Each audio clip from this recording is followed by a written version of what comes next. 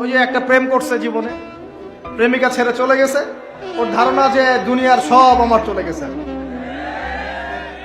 একটা মেয়ে, মেয়ের অভাব নাকি দুনিয়ায়? হ্যাঁ,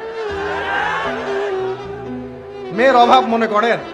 শেষ জামানায় একটা ছেলের ঘাড়ের মধ্যে 40টা মেয়ে থাকবে। আরে ভাই, 40টা বউ না, 40টা মেয়ে, মহিলা। মানে আপনার ঘাড়ে থাকবে আপনার স্ত্রী, আপনার কন্যা, আপনার মা, আপনার বোন, আপনার শাশুড়ি, আপনার খালা, সব আপনার ঘাড়ে। শেষ জামানায় মেয়েদের সংখ্যা আস্তে আস্তে বাড়তে থাকবে, ছেলেদের সংখ্যা আস্তে আস্তে কমতে থাকবে।